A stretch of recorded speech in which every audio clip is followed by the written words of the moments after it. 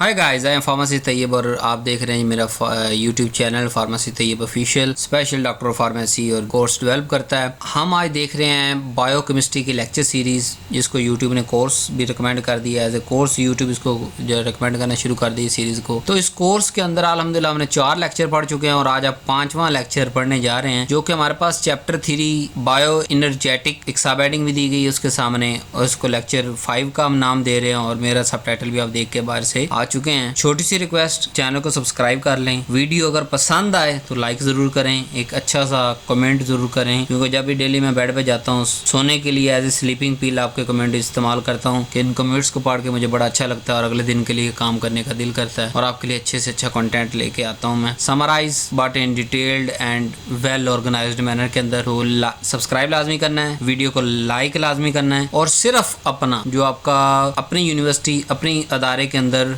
Official या जो भी अनऑफिशियल आपका ग्रुप है स्टूडेंट्स का, उनको जरूर शेयर कर देना, अपने क्लास फेलोज को। स्टेटस पे लगाएं ना लगाएं, फेसबुक पे शेयर करें ना शेयर करें, कोई इशू नहीं, लाइक जरूर कीजिएगा। खुशखबरी, कोर्स की वीडियोस अपलोड करने से पहले अपडेटेड सिलेबस के मुताबिक ये बुक लिखी जा चुकी है। बुक मेरी वेबसाइट पे अवेलेबल है, वेबसाइट पे विजिट करें, बुक अपनी परचेज करें। नहीं तो आप इस व्हाट्सएप नंबर पे भी रब्ता करके बुक जो है वो खरीद सकते हैं। Detailed and conceptual diagrams, high yield point, viva questions answers, MCQs, true false, short question, long question, detailed question और डिटेल पूरा चैप्टर विद जो है वो हेडिंग एंड सब हेडिंग। और जैसे मैं आपको लेक्चर पढ़ा रहा होता हूँ पानी की तरह, जैसे कि नदी के अंदर पानी बह रहा होता है, वैसे ही मेरा लेक्चर भी आपको जो है वो आपके कमेंट से मुझे ऐसे लगता है कि आपको समझ आ रहा होता है। इसी तरह बुक को लिखा गया है कि जब आप बुक परचेज कर लेंगे प्लस ये लेक्चर सुनेंगे, आपको दुनिया में तीसरी किसी चीज की जरूरत नहीं रहेगी। आए आज का लेक्चर 5वां शुरू करते हैं। सब हेडिंग हमारे पास ये है कि जी प्रिंसिपल ऑफ बायोएनर्जेटिक देखना है, इलेक्ट्रॉन ट्रांसपोर्ट चेन जो मेन है टॉपिक इसका, ऑक्सीडेटिव फास्फोराइलेशन देखनी है, कुछ डिसऑर्डर्स भी देखने हैं और एक रिएक्टिव ऑक्सीजन स्पीशीज की जनरेशन, स्कैवेंजेस,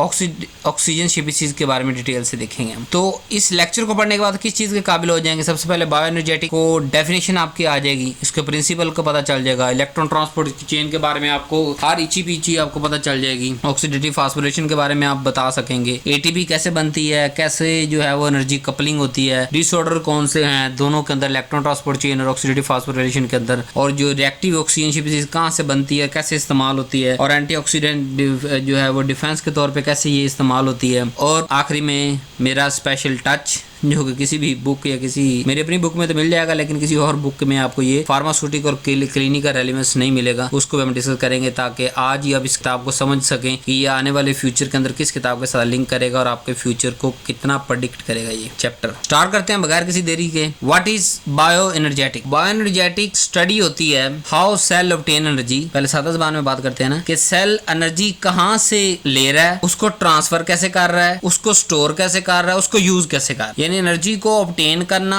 ट्रांसफॉर्म करना एक शक्ल से दूसरी शक्ल के अंदर, स्टोर करना और यूज करना, इन चारों स्टेप को हम बायो एनर्जेटिक कहते हैं। हर सेल को एनर्जी की जरूरत होती है। क्यों? मसल कंट्रैक्शन के लिए, एक्टिव ट्रांसपोर्ट के लिए, प्रोटीन सिंथेसिस के लिए, नर्व इंपल्स की ट्रांसमिशन के लिए और अल्टीमेटली जब सेल डिवीजन की तरफ जाता है उसके लिए। एक्चुअली इस कॉन्सेप्ट को समझ लें कि एनर्जी जनरेट नहीं होती, ये कहीं से निकाली जा रही होती है और किसी शक्ल के अंदर ट्रांसफर की जा रही होती है और उसको रीयूज किया जा रहा हो। तो यहाँ देखते हैं यहाँ क्या लिखा है कि बायोएनर्जेटिक ब्रांच जो बायोकेमिस्ट्री की जो एज टॉपिक पढ़ रहे हैं हम, बुक पढ़ रहे हैं, उसकी एक ब्रांच है ये जो कि डील करती है flow and transformation energy in living cell, कि किसी एक शक्ल से एनर्जी का दूसरी शक्ल में बदल जाना, कैसे फ्लो हुआ, किस शक्ल में थी किस शक्ल में चलेगी, उसका फ्लो कैसे था लिविंग बॉडी के अंदर। बायो है ना, बायो मतलब लाइफ, एनर्जेटिक मतलब एनर्जी, कि जिंदगी के अंदर जो एनर्जी कैसे ट्रांसफॉर्म, यूज और जो है वो ऑब्टेन होती है। इस ब्रांच ऑफ बायोकेमिस्ट्री को हम कहते हैं बायोएनर्जेटिक। फिर ये क्या एक्सप्लेन करती है कि एनर्जी कहाँ से ऑब्टेन होनी है, कहाँ स्टोर हो रही है, कहाँ यूटिलाइज हो रही है, जरूरी क्यों है। क्योंकि बायोएनर्जेटिक को पढ़ना इसलिए जरूरी है, जब हम सेलुलर मेटाबॉलिज्म पढ़ रहे होते हैं तो बायोएनर्जेटिक को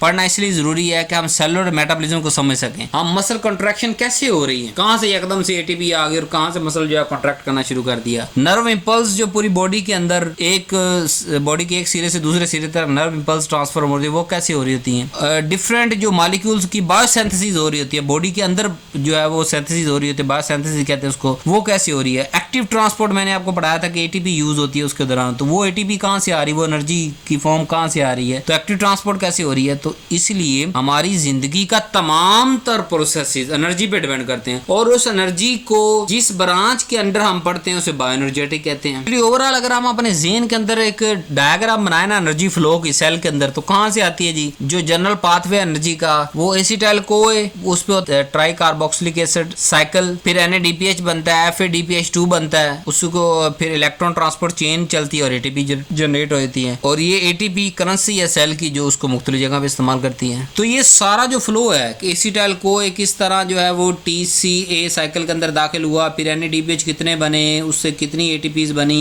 FADPH कितने बने, इलेक्ट्रॉन ट्रांसपोर्ट चेन कैसे चली और कितनी एटीपीज बनी, इस सब को हम एनर्जी फ्लो को बायोएनर्जी। अब एनर्जी को फ्लो से करने से पहले उसके लॉज पढ़ते हैं, लॉज ऑफ थर्मोडायनेमिक, जो हमारा बायोलॉजिकल सिस्टम के अंदर काम आ सके। पहला है जी फर्स्ट लॉ, जो कहता है कि energy can not be create और डिस्ट्रॉय, ओनली ट्रांसफॉर्म, जो हम पहले बात करके आ चुके हैं कि एनर्जी कोई नए सिरे से नहीं बनती, एक शक्ल में मौजूद होती है, उसको हम दूसरी शक्ल में ट्रांसफॉर्म कर लेते हैं, उसको फिर इस्तेमाल करके किसी नई शक्ल में ले जाते हैं, फिर वो दोबारा किसी और शक्ल में चेंज हो जाती है। So energy can not be created और डिस्ट्रॉय, ओनली ट्रांसफॉर्म। दूसरा कानून क्या कहता है जी, जैसे पहले कानून की मिसाल है कि केमिकल एनर्जी हमारे अंदर मौजूद होती है, जिससे हम क्या करते हैं, एटीपी बनाते हैं और मैकेनिकल वर्क करते हैं, जैसे कि हार्ट काम करता है। तो एक्चुअली केमिकल एनर्जी से एटीपी का बन के हार्ट की वर्किंग आना, ये क्या है, एनर्जी एक शक्ल से दूसरी शक्ल में ट्रांसफर होकर इस्तेमाल हो गई। तो सेल हमारा जो है वो एक ऐसा सिस्टम है जो एनर्जी को ट्रांसफॉर्म कर रहा है एक जगह से दूसरी जगह। सेकेंड लॉ ऑफ थर्मोडायनेमिक क्या कहता है कि every energy transfer increase the entropy और डिसऑर्डर, कि जो एनर्जी ट्रांसफर हो रही है लिविंग बॉडी के अंदर, वो क्या कर रही है, वो इंथैल्पी को इंक्रीज कर रही है, मतलब हीट रिलीज कर रही है, और इंथैल्पी सराउंडिंग की जो है टेम्परेचर है वो बढ़ रहा है। सो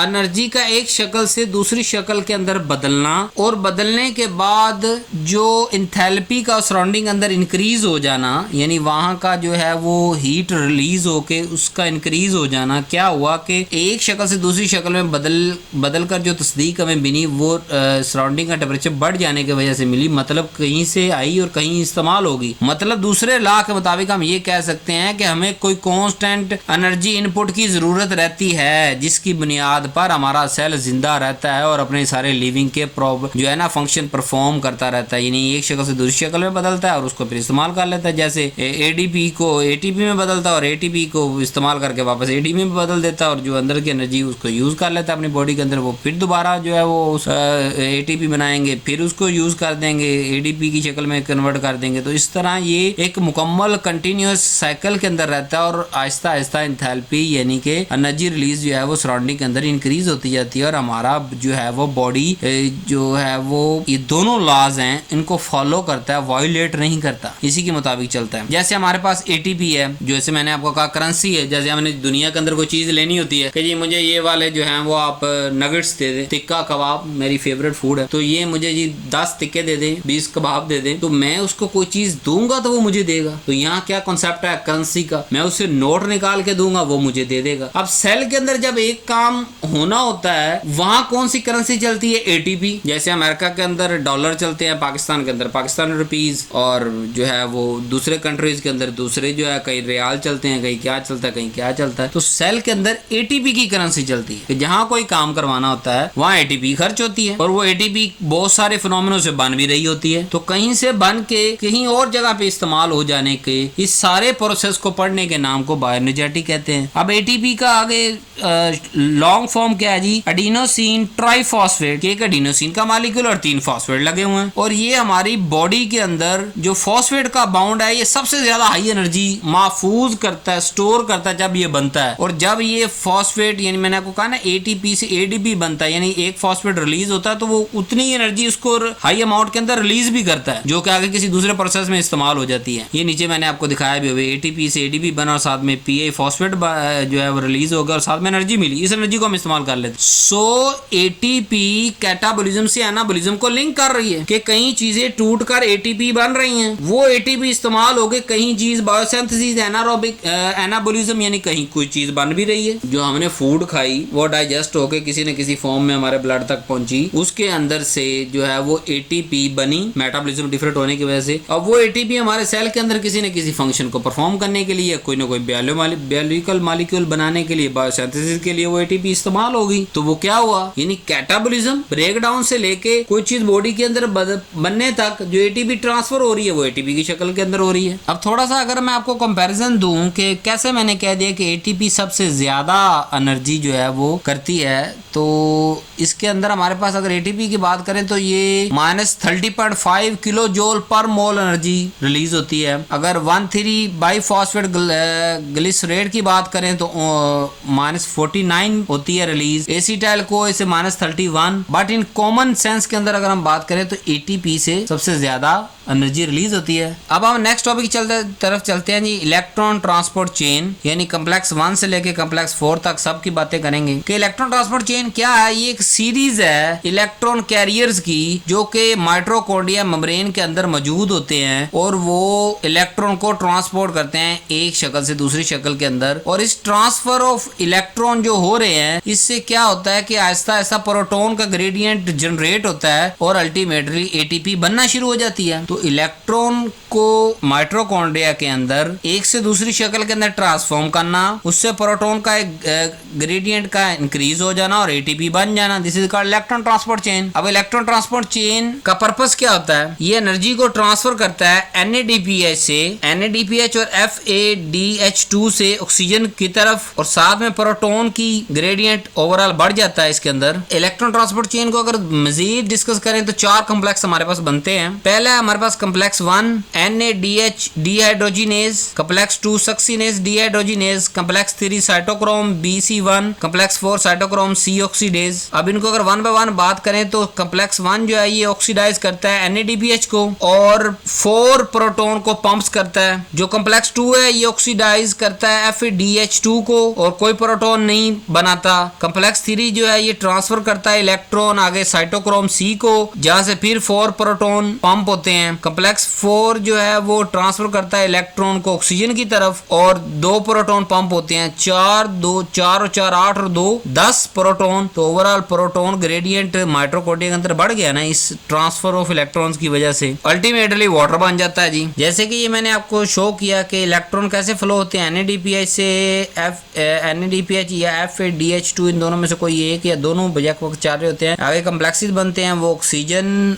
बनाते हैं, फिर इलेक्ट्रॉन प्लस प्रोटॉन्स आते हैं तो वाटर बन जाता है। तो ऑक्सीजन जो है वो फाइनल इलेक्ट्रॉन एक्सेप्टर है, सबसे एंड पे ऑक्सीजन इलेक्ट्रॉन लेता है और ओवरऑल प्रोटॉन की ग्रेडियंट H पॉजिटिव आयन बढ़ते चले जा रहे होते हैं। तो जैसे जैसे इलेक्ट्रॉन मूव करता है प्रोटॉन जो है वो इनर मेम्ब्रेन स्पेस की तरफ जाना शुरू हो जाते हैं और एक इलेक्ट्रोकेमिकल ग्रेडियंट क्रिएट होता है। इस ग्रेडियंट की वजह से पोटेंशियल एनर्जी स्टोर हो जाती है, जिसको हम बाद में एटीपी की शक्ल के अंदर स्टोर हो जाती है और बाद में हम जो है उसको इस्तेमाल करते हैं। एक्चुअली इलेक्ट्रॉन ट्रांसपोर्ट चेन के अंदर एटीपी बनती नहीं है, मैंने आपको सिर्फ ये बताया कि यहाँ तक प्रोटॉन एनर्जी स्टोर हो गई। इलेक्ट्रोकेमिकल ग्रेडियंट या प्रोटॉन का जो है वो उनका प्रोटॉन के जो ओवरऑल ग्रेडियंट यानी उसकी मिकदार, ग्रेडियंट कहते हैं कंसंट्रेशन को, ग्रेड को, वो बढ़ गई। अब जिससे क्या होगा कि इलेक्ट्रॉन ट्रांसपोर्ट चेन से आगे होगी ऑक्सीडेटिव फास्फोरिलेशन और एडीपी से एटीपी बनेगा और एनर्जी स्टोर हो जाएगी। यानी दूसरा स्टेप आ गया ऑक्सीडेशन फास्फोरिलेशन। इसके अंदर क्या होता है कि एटीपी हम बना लेते हैं, एडीपी प्लस एक जो है फॉस्फेट यूज करते हैं, जो एनर्जी सारी इलेक्ट्रॉन ट्रांसपोर्ट चेन से आ रही है उसको हम इस बाउंड के अंदर स्टोर करके, यानी कि एडीपी यानी कि 2 फॉस्फेट है, एक तीसरा ऐड करते हैं। जब बाउंड बनता है तो वह एनर्जी उस बाउंड के अंदर स्टोर हो जाती है, वो एनर्जी सारी इलेक्ट्रॉन ट्रांसपोर्ट चेन से जो आ रही होती है वो यहाँ स्टोर हो जाती है और एटीपी का मॉलिक्यूल बन जाता है आफ्टर ऑक्सीडेशन फास्फोरिलेशन। ये भी माइटोकॉन्ड्रिया मेम्ब्रेन के अंदर हो रहा होता है और यही एटीपी बाद में इस्तेमाल होती है। सो एटीपी बनाने में 2 स्टेप यहाँ पे लग रहे हैं, एक इलेक्ट्रॉन ट्रांसपोर्ट चेन जो कि पूरे इलेक्ट्रॉन को आगे शिफ्ट करती जा रही होती है और आहिस्ता आहिस्ता प्रोटॉन का जो है ग्रेडियंट या कंसंट्रेशन बढ़ा रही होती है, और फिर ऑक्सीडेटिव फास्फोरिलेशन से क्या होता है कि एडीपी एक फॉस्फेट को और ऐड भी 2 है, डाई है, तो फिर ट्राई फॉस्फेट बन जाएगा और जो नया बाउंड बना फॉस्फेट का एडीपी के साथ एटीपी बनाने के लिए वहां एनर्जी स्टोर हो गई उन सारे पिछले इलेक्ट्रॉन ट्रांसपोर्ट चेन के प्रोसेस से जो एनर्जी जनरेट हुई थी, यानी NADPH या FADPH2 से से टूट कर जो एनर्जी बनी वो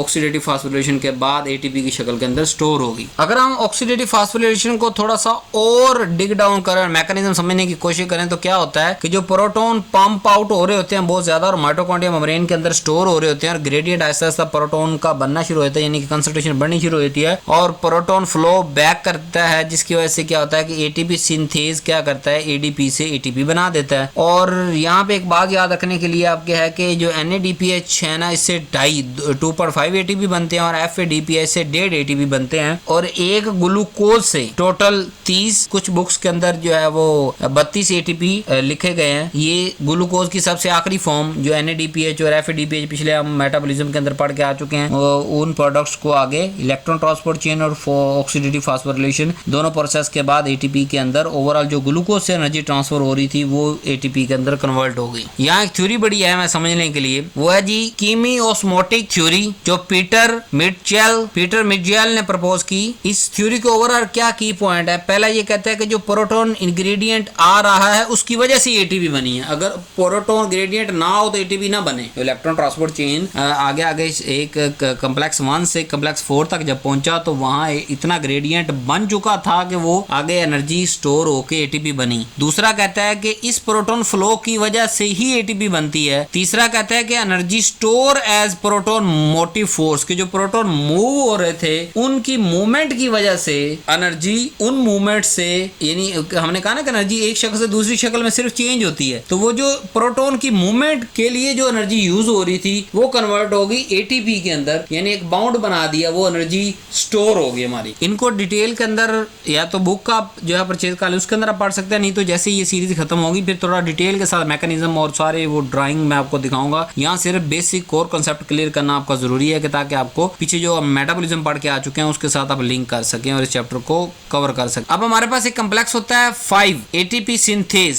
4 हम पीछे पढ़ के आ चुके हैं, इलेक्ट्रॉन ट्रांसपोर्ट चेन। अब 5वां आपको पढ़ा रहा हूँ एटीपी सिंथेज। ये मॉलिक्यूलर टर्बाइन के तौर पे काम करता है और प्रोटॉन को जो फ्लो है उसको बैक करता है मैट्रिक्स के अंदर और इस एनर्जी को यूज करके एटीपी बना देता है। एटीपी सिंथेज से ही एटीपी बनती है और हाईली एफिशिएंट एंजाइम है जो NADPH या FADPH से जो इलेक्ट्रॉन ट्रांसपोर्ट चेन के थ्रू होने वाले इलेक्ट्रॉन के अंदर जो मोटिव फोर्स आई थी या मूवमेंट की वजह से जो फोर्स आई थी उस फोर्स को या काइनेटिक एनर्जी आप कह लें, उसको बाउंडिंग एनर्जी के अंदर शिफ्ट करके बाउंड के अंदर हमने स्टोर कर दिया और उसको हमने नाम दिया एटीपी का। अगर यहाँ डिसऑर्डर की बात करें, क्योंकि डिसऑर्डर मेंशन किया उन्होंने, तो डिसऑर्डर कौन से होते हैं? इलेक्ट्रॉन ट्रांसपोर्ट चेन और ऑक्सीडेटिव फास्फोरिलेशन के अंदर कुछ इनहिबिटर होते हैं जो कि इस सारे प्रोसेस को इनहिबिट कर देते हैं। जब इलेक्ट्रॉन की मूवमेंट इनहिबिट हो जाएगी, क्या मोमेंटम जनरेट होगा, क्या पोटेंशियल जो प्रोटॉन का पोटेंशियल है ग्रेडियंट वो बढ़ेगा, उसकी कंसंट्रेशन बढ़ेगी, उसके अंदर जो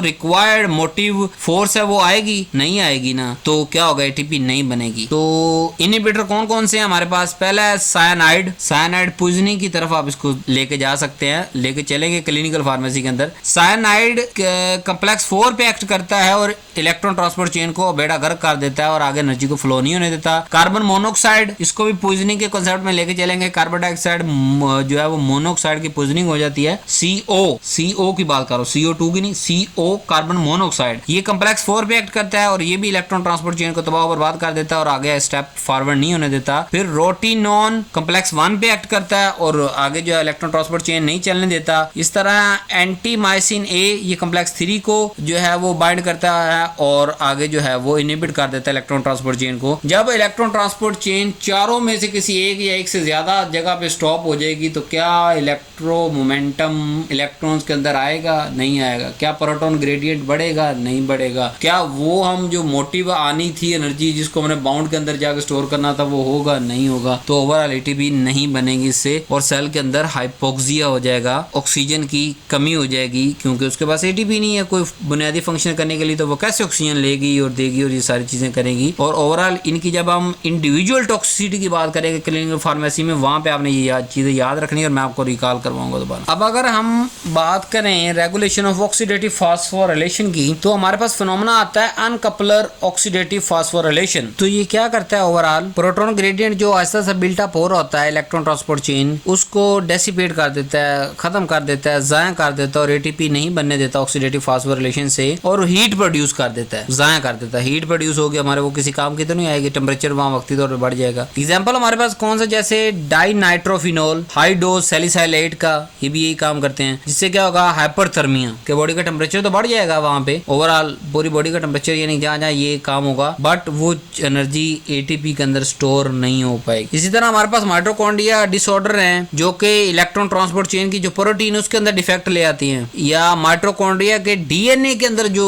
यानी जो कपल्स हैं उनका जो कम्प्लेक्स हैं वो सही तरह से नहीं डेवलप हुए होंगे, बने नहीं होंगे माइटोकॉन्ड्रिया के अंदर, या माइटोकॉन्ड्रिया के जो डीएनए जो है वो उसके अंदर कोई ना कोई खराबी होगी और माइटोकॉन्ड्रिया सही तरह से नहीं बनेगा। तो जब माइटोकॉन्ड्रिया सही तरह से नहीं बनेगा, क्या इलेक्ट्रॉन ट्रांसपोर्ट चेन उसके अंदर चलेगी? नहीं चलेगी। तो ये भी माइटोकॉन्ड्रिया डिसऑर्डर भी अल्टीमेटली इस ही तरफ हमें लेके जाएगा कि वहाँ एटीपी नहीं बन सकेगी, और एटीपी जब नहीं बनेगी तो पूरी बॉडी को सप्लाई नहीं होगी, तो ओवरऑल क्या होगा, मसल वीक होंगे, न्यूरोलॉजिकल प्रॉब्लम्स, नर्व्स एंडिंग पे जो है प्रॉब्लम आने शुरू हो जाएंगे और लैक्टिक एसिडोसिस होना शुरू हो जाएगी। अब हम आगे मेन चीज की बात करें कि रिएक्टिव ऑक्सीजन स्पीशीज क्या होती है या आरओएस क्या होता है। ये हाईली रिएक्टिव मॉलिक्यूल्स हैं जो कि ऑक्सीजन से ड्राइव होते हैं, जैसे कि सुपर ऑक्साइड यानी कि O2- hydrogen peroxide H2O2, hydroxyl radicals OH negative. अब ये बनते कहाँ से हैं? जो रिएक्टिव ऑक्सीजन स्पीशीज हैं तीनों तरह की कहाँ से बनती हैं? ये इलेक्ट्रॉन जब लीक हो जाते हैं फ्रॉम इलेक्ट्रॉन ट्रांसपोर्ट चेन से